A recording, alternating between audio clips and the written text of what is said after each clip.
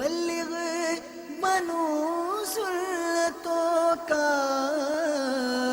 خوب چرچا کروں سنتوں کا، ہو کرم بہر خاک مدینہ۔ الحمدللہ رب العالمین، والصلاة والسلام على سید المرسلین، اما بعد فاعوذ باللہ من الشیطان الرجیم، بسم اللہ الرحمن الرحیم۔ الصلاة والسلام علیک یا رسول اللہ وعلى آلك وأصحابك يا حبيب الله، الصلاة والسلام عليك يا نبي الله وعلى آلك وأصحابك يا نور الله، نويت سنة الاعتكاف۔ میرے پیارے اور محترم اسلامی بھائیوں اور مدری چینل کے ناظرین، آج 29 شعبان المعظم 1432 سنہ ہجری ہے، 31 جولائی 2011۔ باب المدینہ کراچی کے علاقے گلشن اقبال میں ایک عظیم الشان جامع مسجد میں ہم سب جمع ہیں۔ میرے پیارے اسلامی بھائیوں، درود پاک پڑھنے کے بے شمار فضائل و برکات ہیں، بہت ساری احادیث، بہت ساری روایات، بہت سارے واقعات درود پاک کے فضائل میں ملتے ہیں۔ ایک بڑی پیاری حدیث پاک، اللہ کے محبوب دانائے غیوب منزہ عن العیوب صلی اللہ تعالی علیہ وسلم کا فرمان تقرب نشان ہے، بے شک بروز قیامت لوگوں میں سے میرے قریب تر وہ ہوگا جو مجھ پر سب سے زیادہ درود بھیجے۔ صلو علی الحبیب صلی اللہ تعالی علی محمد صلی اللہ علیہ وسلم۔ قرآن مجید فرقان حمید میں اللہ تبارک و تعالی قرآن مجید میں کتنے پیارے انداز میں اس ماہ مبارک کی تعریف میں ارشاد فرماتا ہے۔ ترجمہ کنز ایمان، رمضان کا مہینہ جس میں قرآن اترا، لوگوں کے لیے ہدایت اور رہنمائی اور فیصلہ کی روشن باتیں، تو تم میں جو کوئی یہ مہینہ پائے ضرور اس کے روزے رکھے، اور جو بیمار یا سفر میں ہو تو اتنے روزے اور دنوں میں۔ اللہ عز و جل تم پر آسانی چاہتا ہے اور تم پر دشواری نہیں چاہتا، اور اس کے لیے کہ تم گنتی پوری کرو، اللہ عز و جل کی بڑائی بولو اس پر کہ اس نے تمہیں ہدایت کی اور کہیں تم حق گزار ہو۔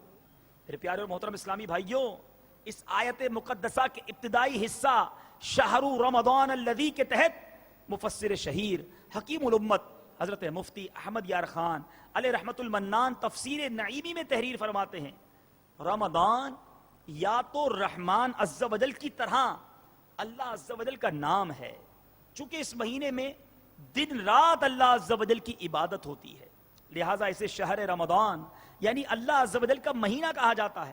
جیسے مسجد اور کعبہ کو اللہ عز و جل کا گھر کہتے ہیں، وہاں اللہ عز و جل ہی کے کام ہوتے ہیں، ایسے ہی رمضان اللہ عز و جل ہی کا مہینہ ہے کہ اس مہینے میں اللہ عز و جل کے ہی کام ہوتے ہیں۔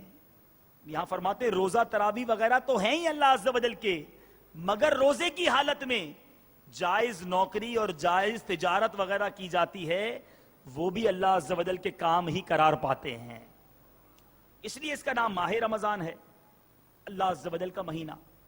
ایک اور اس کی تطبیق یہ فرماتے ہیں، ایک اور تشریح یہ فرماتے ہیں، یا یہ رمضا سے مشتق ہے، اور رمضا موسم خریف کی بارش کو کہتے ہیں جس سے زمین دھل جاتی ہے اور ربی کی فصل خوب ہوتی ہے۔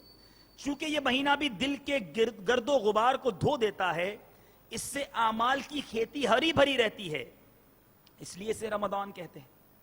اور ساون میں روزانہ بارشیں چاہیے، اور بھادوں میں 4، پھر اساڑ میں 1، اس میں 1 سے کھیتیاں پک جاتی ہیں، تو اسی طرح 11 مہینے برابر نیکیاں کی جاتی رہیں، پھر رمضان کے روزوں نے ان نیکیوں کی کھیتی کو پکا دیا۔ فرماتے ہیں میرے پیارے اسلامی بھائیوں، اسے رمد سے ہو سکتا ہے یہ بنا ہو جس کے معنی ہے گرمی یا جلنا، چونکہ اس میں مسلمان بھوک پیاس کی تپش برداشت کرتے ہیں، یا یہ گناہوں کو جلا ڈالتا ہے، اس لیے اسے رمضان کہا جاتا ہے۔ اے میرے پیارے اور محترم اسلامی بھائیوں، فضیلتیں تو بہت ساری ہیں، ہم بیان ہی کرتے چلے جائیں، ایک کیا کئی بیان چاہیے، ہم رمضان شریف کی فضیلتوں پر ہی کلام کرتے چلے جائیں۔ بڑی پیاری حدیث پاک حضرت سیدنا ابو سعید خدری رضی اللہ تعالیٰ عنہ سے روایت ہے، مکی مدنی سلطان رحمت عالمیان صلی اللہ تعالیٰ علیہ وسلم کا فرمان رحمت نشان ہے، جب ماہ رمضان کی پہلی رات آتی ہے تو آسمانوں اور جنت کے دروازے کھول دیے جاتے ہیں اور آخر رات تک بند نہیں ہوتے۔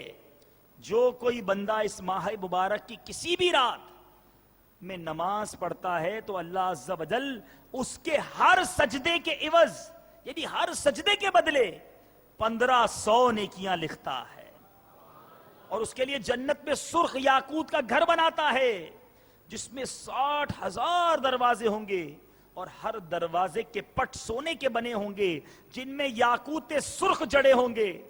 پس جو کوئی ماہ رمضان کا پہلا روزہ رکھتا ہے، یاد رکھیے گا، پہلا روزہ رکھتا ہے تو اللہ عز و جل مہینے کے آخر دن تک اس کے گناہ معاف فرما دیتا ہے، اور اس کے لیے صبح سے شام تک 70,000 فرشتے دعائے مغفرت کرتے رہتے ہیں۔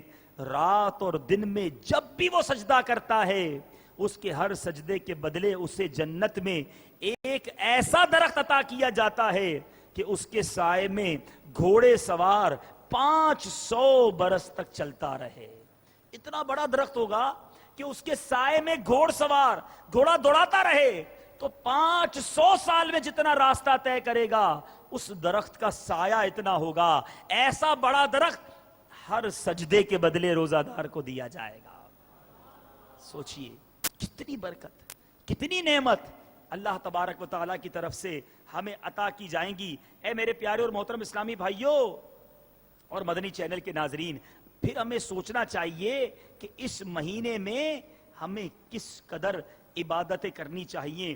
مزید سنیے پیارے اسلامی بھائیوں، آج استقبال رمضان کی بات کی جاتی ہے، ہو سکتا ہے کسی کے ذہن میں آئے یہ نیا استقبال کہاں سے آ گیا، یہ استقبال ماہ رمضان کی بات کیوں ہو رہی ہے؟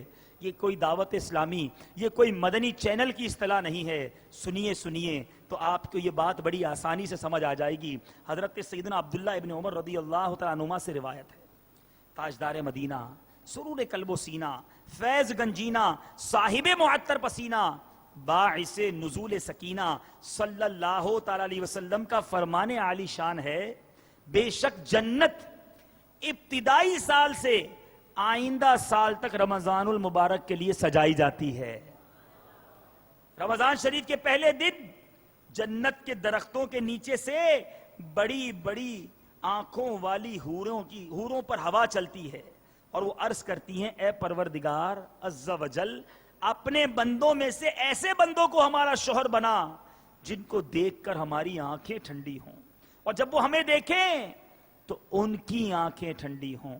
اے میرے پیارے اور محترم اسلامی بھائیوں، پتا چلا کہ سارا سال جنت سجائی جاتی ہے رمضان کے استقبال کے لیے، تو گویا استقبال رمضان کی تیاری تو جنت میں ہو رہی ہوتی ہے، تو ہم کیوں نہ خوشی منائیں، ہم کیوں نہ رب کے اس پیارے مبارک تحفے رمضان کی آمد میں خوشی منائیں۔ میرے پیارے اور محترم اسلامی بھائیوں اور مدنی چینل کے ناظرین، روایتیں اور برکتیں تو بہت ساری ہیں۔ روزہ دار کی سانس، روزہ دار کا بھوکا رہنا، روزہ دار کا آرام کرنا، یہ سب عبادت میں شمار کر لیا جاتا ہے۔ تو اے میرے پیارے اسلامی بھائیوں، پھر اس مہینے کی آمد کی خوشی کیسی ہونی چاہیے، اور ساتھ ساتھ اس مہینے میں ہمارا ذہن کیا ہونا چاہیے۔ اب آج اگر کسی کاروباری شخص سے بات کریں کہ بھائی آپ جو ہے ذرا ہمیں وقت دے دیں، تو کہتے ہیں جناب اس وقت تو بڑا بیزی ٹائم چل رہا ہے، ابھی تو میرا سیزن ہے،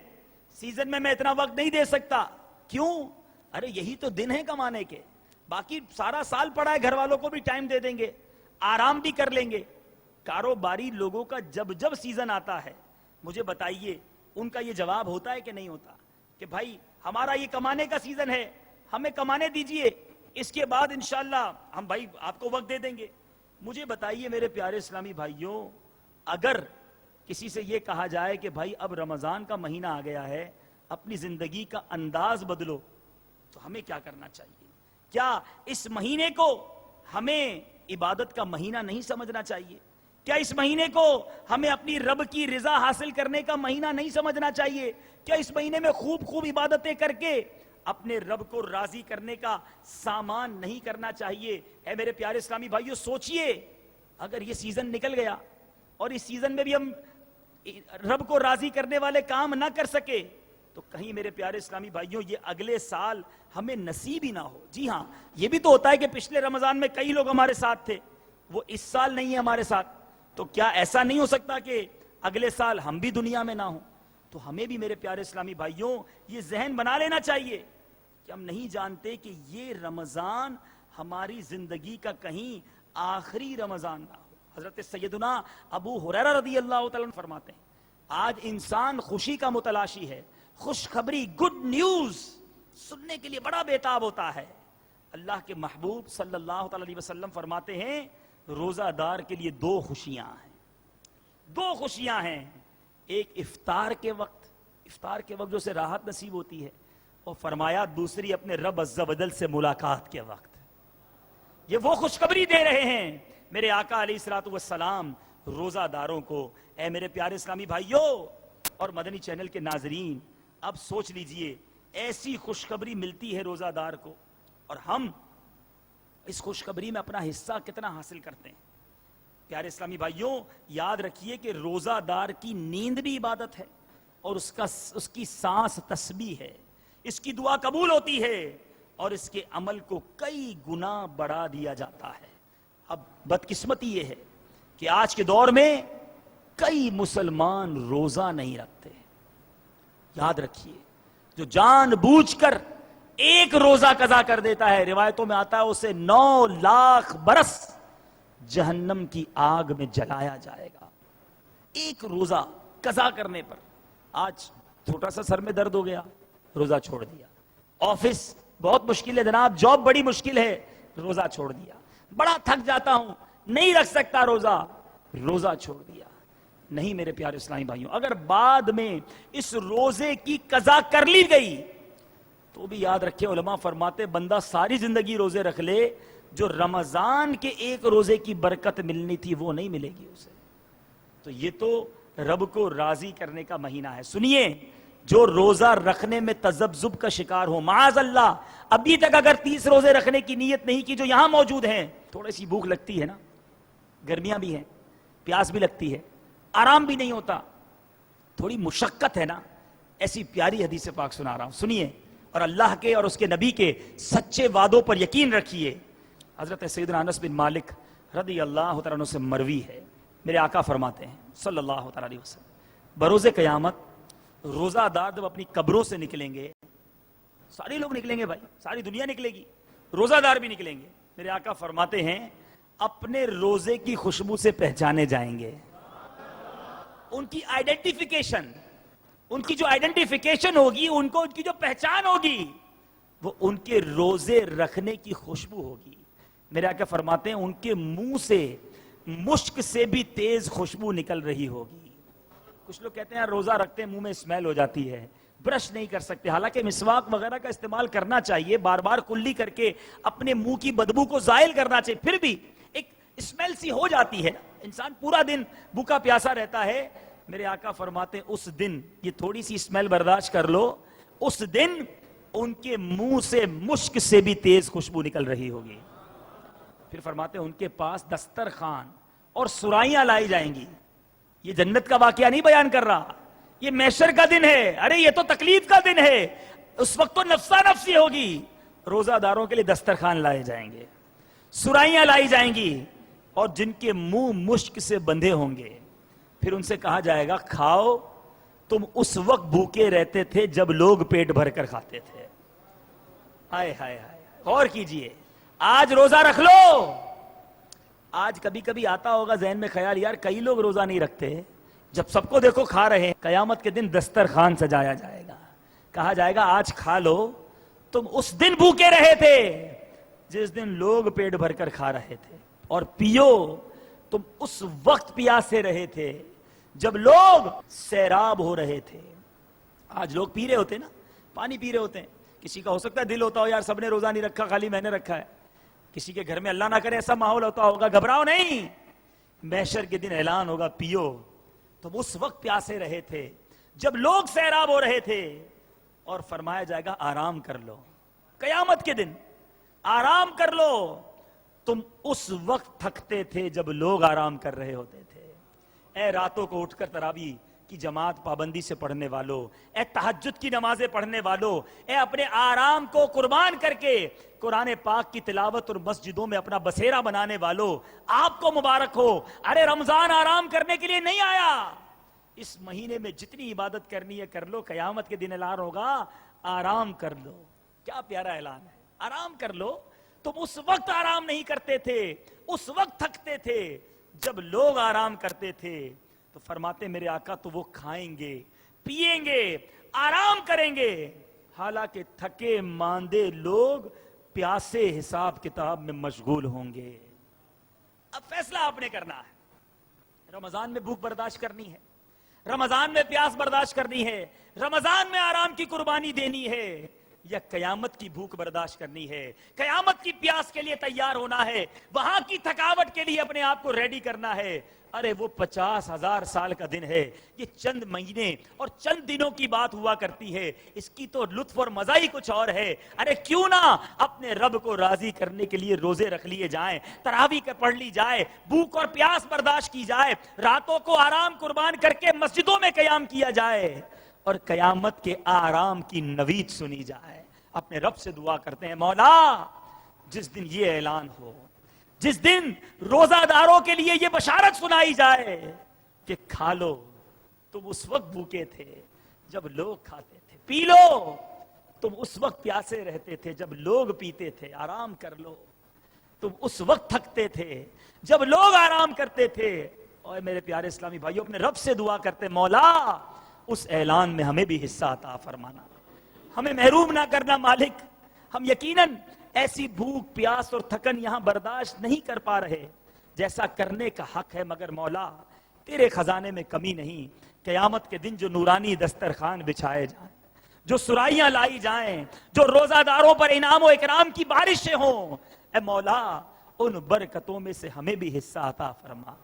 امام اہل سنت کا وہ شعر یاد آ رہا ہے, گدا بھی منتظر ہے خلد میں نیکوں کی دعوت کا, گدا بھی منتظر ہے خلد میں نیکوں کی دعوت کا, خدا دن خیر سے لائے, ہاں ہاں خدا دن خیر سے لائے, سخی کے گھر ضیافت کا خدا دن خیر سے لائے, سخی کے گھر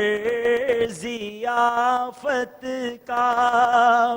صلو علی الحبیب, توبوا الی اللہ, صلو علی الحبیب صلی اللہ تعالی علی محمد صلی اللہ علیہ وسلم. پیارے اسلامی بھائیوں, کچھ بات ہو گئی, ہم نے کچھ تذکرہ سنا ماہ رمضان میں عبادتوں کا, ماہ رمضان کی فضیلتوں کا, مگر میرے پیارے اور محترم اسلامی بھائیوں, کیا ماہ رمضان میں صرف عبادتیں کرنا ہی ضروری ہیں, اسپیشلٹی کے ساتھ نیکیاں ہی کرنا ضروری ہیں, یا دیر از سم پریکاشنز, کچھ احتیاطیں بھی ہیں رمضان کے لیے, ہمیں کچھ اپنے آپ کو سیکیور بھی کرنا ہے. یاد رکھیے, اب جس طرف آپ کی میں توجہ دلانا چاہتا ہوں, بعض اوقات جب بھی رمضان آتا ہے ہم بڑے خوش ہوتے ہیں, خوشیاں مناتے ہیں, عبادت کرتے ہیں, دیٹس گریٹ, مگر ایک اور بڑا اہم اسپیکٹ ہے, ایک بہت بڑا ماہ رمضان کا پہلو ہے جس کے بارے میں ہم سب کو پتا ہونا چاہیے. اب دل تھام کر سنیے, حضرت سیدنا عبداللہ ابن عباس رضی اللہ تعالیٰ عنہما سے مروی ہے, نبیوں کے سلطان، رحمت عالمیان، سردار دو جہان، محبوب رحمان عز و جل و صلی اللہ تعالی علیہ وسلم کا فرمان عالی شان ہے، بے شک جنت ماہ رمضان کے لیے 1 سال سے دوسرے سال تک سجائی جاتی ہے۔ جب رمضان آتا ہے تو جنت کہتی ہے اے اللہ مجھے اس مہینے میں اپنے بندوں میں سے میرے اندر رہنے والے عطا فرما دے۔ جنت طلب کرتی ہے جنت میں رہنے والوں کو۔ اسی حدیث پاک میں آگے جا کے میرے آقا ارشاد فرماتے ہیں جس نے اس ماہ میں اپنے نفس کی حفاظت کی، نہ تو کوئی نشہ آور شے پی، نہ ہی کسی مومن پر بہتان لگایا، نہ ہی اس ماہ میں گناہ کیا، تو اللہ عز و جل ہر رات کے بدلے اس کا 100 حوروں سے نکاح فرمائے گا۔ کوئی گناہ نہیں کرنا ہے، کوئی نشہ آور شے نہیں پینی، اور کسی پر بہتان نہیں لگانا۔ آگے فرماتے اور اس کے لیے جنت میں سونے، چاندی، یاقوت اور زبرجد کا ایسا محل بنائے گا کہ اگر ساری دنیا جمع ہو جائے تو اس محل میں آ جائے۔ اور پھر اس محل کی کتنی جگہ گھیرے گی؟ فرماتے جتنا بکریوں کا ایک باڑا پوری دنیا میں جگہ گھیرتا ہے۔ ساری دنیا میں ایک بکریوں کا باڑا آپ کے محلے میں بھی ہوگا، کتنی پوری دنیا ہے، جتنی جگہ یہ گھیرتا ہے اس بندے کو ایسا محل دیا جائے گا، ساری دنیا آ جائے تو فقط اتنی جگہ گھیرے گی۔ اتنے بڑے بڑے انعام۔ لیکن آگے فرماتے ہیں جس نے اس ماہ میں کوئی نشہ آور شے پی، اے شراب پینے والو، اے نشہ کا استعمال کرنے والو، مدنی چینل کے ناظرین بھی غور کریں، ماہ رمضان میں بھی بد نصیب مسلمان یہ کام کرتے ہیں۔ میرے آقا فرماتے ہیں جس نے کوئی نشہ آور شے پی یا کسی مومن پر بہتان باندھا، یہ تو ایسا عام ہو گیا ہے، ہاں فلاں نے ایسا کہا تھا، وہ ایسا ہی ہے، وہ ایسا کرتا ہے، اتنی بری عادت پڑ چکی کہ جس کو دیکھو بہتان باندھتا ہے۔ فرمایا بہتان باندھا اور یا اس ماہ میں کوئی گناہ کیا، اب یہ مطلقاً ارشاد ہو رہا ہے، اینی سن، کوئی بھی گناہ کیا، میرے آقا فرماتے ہیں اللہ عز و جل اس کے 1 سال کے اعمال برباد فرما دے گا۔ سوچئے، فرماتے تو بس تم ماہ رمضان کے حق میں کوتاہی کرنے سے ڈرو، کیونکہ یہ اللہ عز و جل کا مہینہ ہے۔ اللہ نے تمہارے لیے 11 مہینے کر دیے کہ ان میں نعمتوں سے لطف اندوز ہو اور لذت حاصل کرو، اور اپنے لیے ایک مہینہ خاص کر لیا ہے۔ بس تم ماہ رمضان کے معاملے میں ڈرو۔ اے میرے پیارے اسلامی بھائیو، ایک اور حدیث پاک میں میرے آقا فرماتے ہیں، حدیث پاک کا ایک حصہ ہے، میرے آقا علیہ الصلوۃ والسلام نے فرمایا میری امت ذلیل اور رسوا نہ ہوگی جب تک ماہ رمضان کا حق ادا کرتی رہے گی۔ آج بڑے بڑے سیمینار ہوتے ہیں، بڑے بڑی کانفرنسز ہوتی ہیں، ہر گلی کے کونے پر جو چوپال جمتی ہے اس پہ یہ ڈسکس ہوتا ہے کہ مسلمان ذلیل ہو گئے، مسلمان رسوا ہو گئے، ساری دنیا میں بدنامی مقدر ہو گئی۔ ارے جس نبی کے امتی ہو وہی فرما رہے مسلمان اس وقت تک رسوا نہ ہوں گے، ذلیل اور رسوا نہ ہوں گے جب تک ماہ رمضان کا حق ادا کرتے رہیں گے۔ عرض کی گئی یا رسول اللہ صلی اللہ تعالی علیہ وسلم، رمضان کے حق کو ضائع کرنے میں ان کا ذلیل و رسوا ہونا کیا ہے؟ ارشاد فرمایا اس ماہ میں ان کا حرام کاموں کو کرنا۔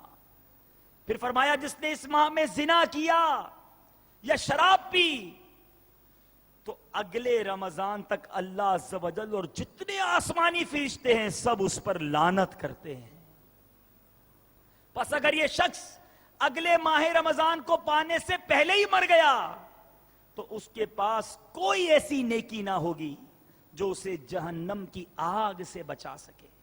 پس تم ماہ رمضان کے معاملے میں ڈرو، کیونکہ جس طرح اس ماہ میں مہینوں کے مقابلے میں نیکیاں بڑھا دی جاتی ہیں اور مہینوں کے مقابلے میں نیکیوں کا اجر بڑھا دیا جاتا ہے، اس طرح گناہوں کا بھی معاملہ ہے، یعنی گناہ بھی ملٹی پلائی کر دیے جاتے ہیں، عذاب بھی بڑھا دیا جاتا ہے۔ اے میرے پیارے اسلامی بھائیوں اور مدنی چینل کے ناظرین، اس مہینے میں فقط نیکیاں نہیں کرنی بلکہ اپنے آپ کو گناہوں سے بھی بچانا ہے۔ ایسا نہ ہو کہ رحمتیں برکتیں تو لٹتی رہیں، ہمارے گناہوں کا میٹر بھی چلتا رہے، ایک گناہ پر 1 سال کے اعمال برباد۔ رمضان میں ایک گناہ 1 سال کے اعمال برباد۔ کیلکولیٹ تو کیجئے، اگر سارا دن گناہوں کا سلسلہ رہا تو اینڈ آف دا منتھ لوگ تو مغفرتیں پا جائیں گے، اور میں تو نہ جانے کتنے عذاب اپنے گلے لگا چکا، کتنے سارے میں نے رب کی ناراضی والے کام کر لیے۔ سنیے سنیے میرے پیارے اور محترم اسلامی بھائیوں، حضرت مولا علی کرم اللہ تعالی وجہ الکریم کے ساتھ ایک بڑا امیزنگ، ایک بڑا حیرت ناک واقعہ پیش آیا۔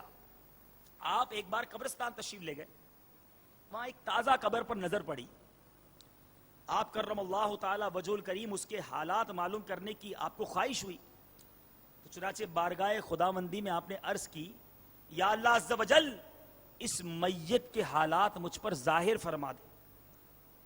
اللہ عز و جل نے آپ کی دعا فوراً قبول فرمائی، اور دیکھتے ہی دیکھتے آپ کے اور اس مردے کے درمیان جتنے پردے حائل تھے سب اٹھا دیے گئے۔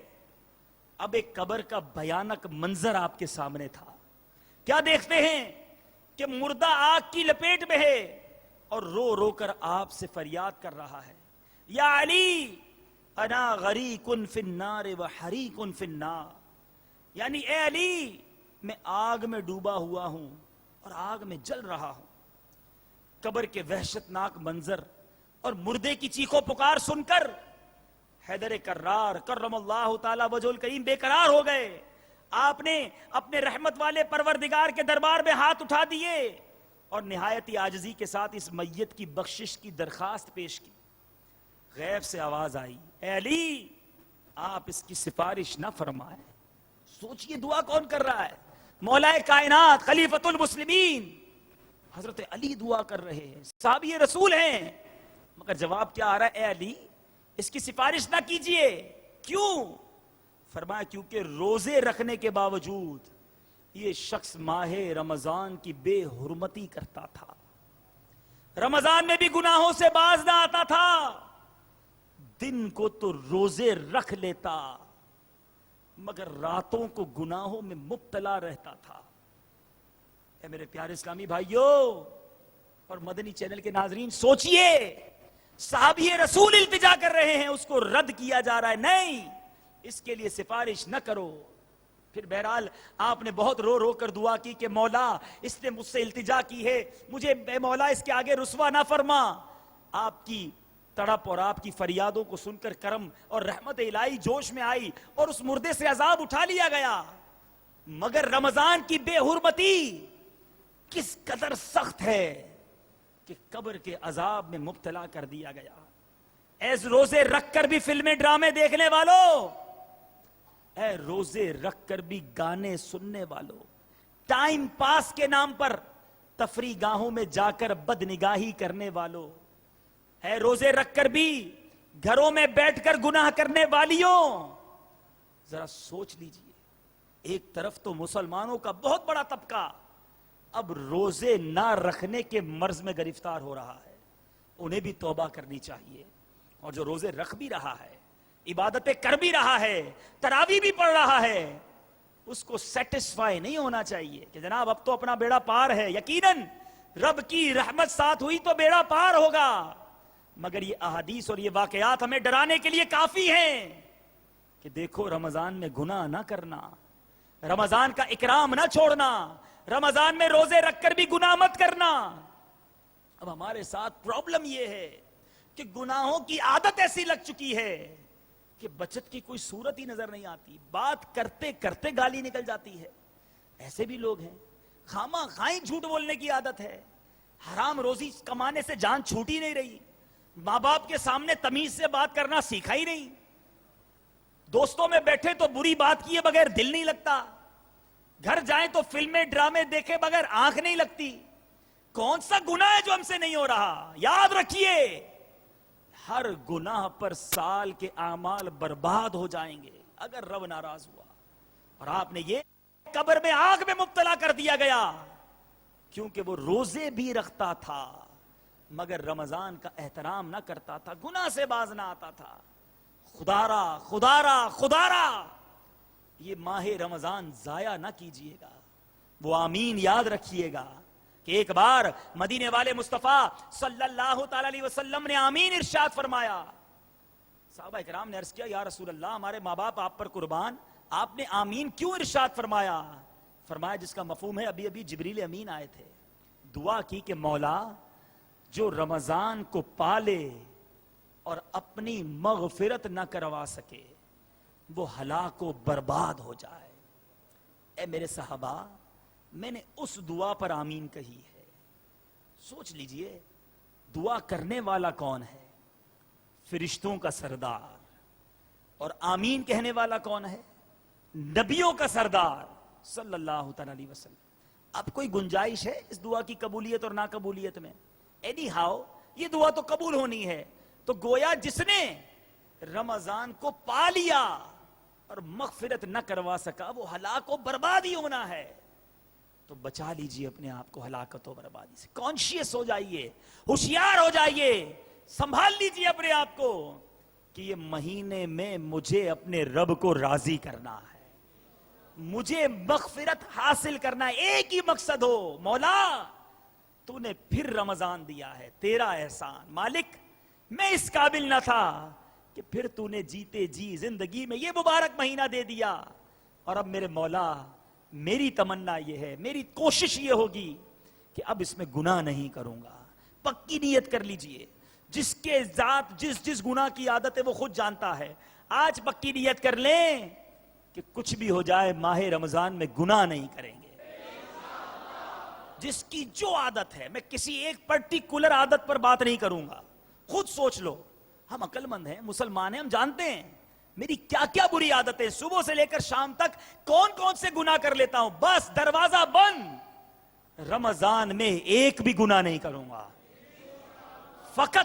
فقط اپنے رب کو راضی کرنے والے کام کروں گا. ارے روزانہ 10 لاکھ بخشے جائیں گے، کیا میں اس میں بھی نہیں بخشا جاؤں گا؟ شب جمعہ کروڑوں بخشے جائیں گے، کیا اس میں بھی رہ جاؤں گا؟ نہیں میرے پیارے اسلامی بھائیوں، اگر رمضان میں بھی نہ بخشے گئے تو پھر کون سا مہینہ رہ جائے گا؟ پھر کب زندگی میں یہ موقع ملے گا؟ بڑے گناہ کیے ہیں، بڑی خطائیں کی ہیں. ہم اپنے رب سے یہ وعدہ کرتے ہیں کہ مولا ہم آج پکی نیت کرتے ہیں کہ ہم ماہ رمضان میں تیری نافرمانی نہیں کریں گے، مگر اے کریم ہماری مدد فرما. ہماری عادتیں بہت بری ہو گئی مالک، گناہ سے بچا نہیں جاتا، گناہوں پر ایسی عادت پڑ گئی ہے. مولا آج کی رات تیرے گھر میں تجھ سے دعا کرتے ہیں کہ مالک شیطان اور نفس کے مقابلے میں ہماری مدد فرما. اور میرے پیارے اسلامی بھائیو، یہ توجہ رکھیے گا. روزانہ افطار کے وقت نارملی ہمارے دسترخوانوں پر کیا خیال ہوتا ہے؟ کیا پکا ہے، کون سی آئٹم ہے، شربت آیا کہ نہیں آیا، ارے فلاں چیز آئی کہ نہیں. ارے نہیں، یہ چھوڑیے. یہ سوچئے کہ ابھی 10 لاکھ بخشے جانے والے ہیں. کیا آج بخشے جانے والوں میں میرا نام ہوگا؟ آنسو بہ رہے ہوں، ہاتھ اٹھے ہوں کہ مولا 10 لاکھ بخشے جانے والے ہیں، میں گناہگار بھی تیرے دربار میں ہاتھ اٹھائے حاضر ہوں. مالک میری مغفرت فرما دے. زہ نصیب اگر گھر کے افراد دسترخوان پہ بیٹھے ہیں، شوہر بھی ہے، بیوی بھی ہے، بچے بھی ہیں، سب کے ہاتھ اٹھے ہوں، مالک ہم گھر والوں کی مغفرت کر دے، ماں باپ کی مغفرت کر دے. ارے یہ مانگنے کا مہینہ ہے، دامن پھیلانے کا مہینہ ہے. رمضان کی راتوں میں ندا دینے والا فرشتہ یہ ندا دیتا ہے کوئی مانگنے والا کہ اس کی مراد پوری کی جائے، ہے کوئی مغفرت کا سوالی اس کا سوال پورا کیا جائے، ہے کوئی توبہ کرنے والا کہ اس کی توبہ قبول کی جائے. ارے مانگیے ان راتوں میں. یہ ہوٹلوں کے چکر، یہ فلاں پیکج میں جانا، یہ فلاں جگہ پر جانا، معاذ اللہ روڈوں پر کرکٹ کھیلنا نہیں. ارے آسمان سے فرشتہ ندا دے رہا ہے، آ جاؤ مسجد میں، ہاتھ اٹھا لو، مولا میں حاضر ہوں، میں حاضر ہوں توبہ کرنے کے لیے، لبیک میں حاضر ہوں، میرا سوال پورا کیا جائے. ارے یہ راتیں مانگنے کی ہیں.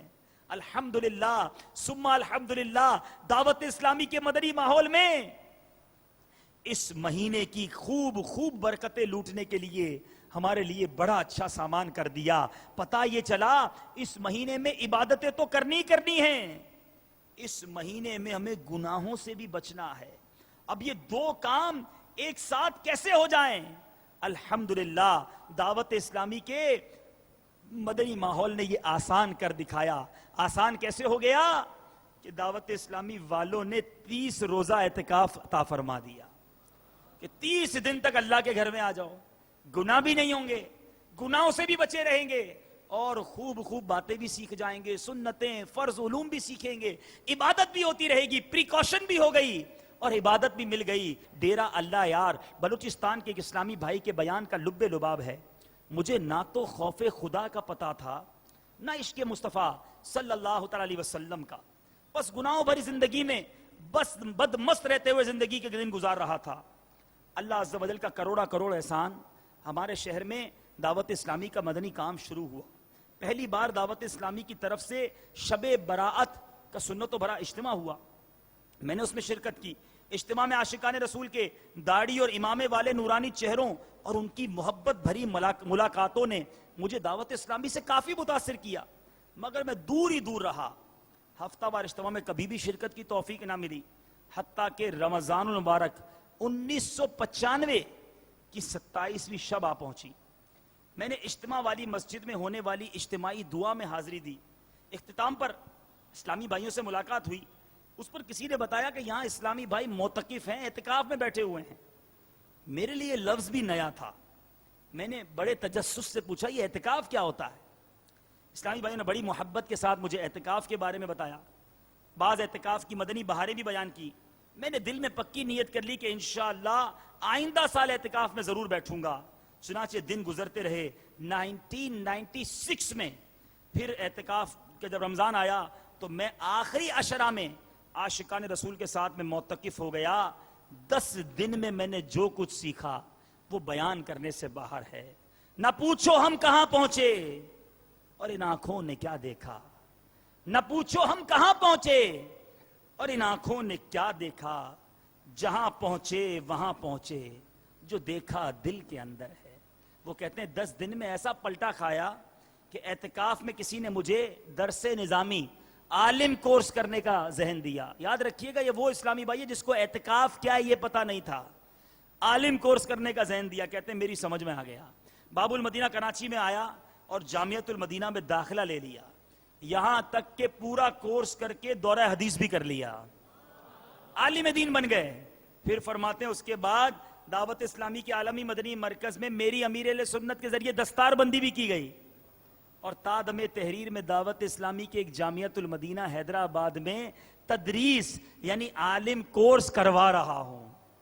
ए मेरे प्यारे इस्लामी भाई गौर कीजिए, रिवोल्यूशन, इनकलाब इसको नहीं कहते तो फिर किसको कहते हैं? वो शख्स जिसको ये नहीं पता था एतिकाफ क्या होता है, खौफे खुदा किसको कहते हैं, इश्क़े रसूल किस चीज का नाम है, वो एतिकाफ में बैठा ना सिर्फ आलिम बन गया बल्कि आलिम बनाने वाला बन गया।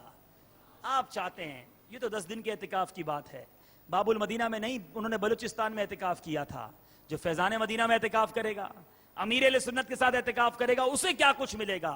तो बराहे करम हिम्मत कीजिए और 30 दिन एतिकाफ कर लीजिए।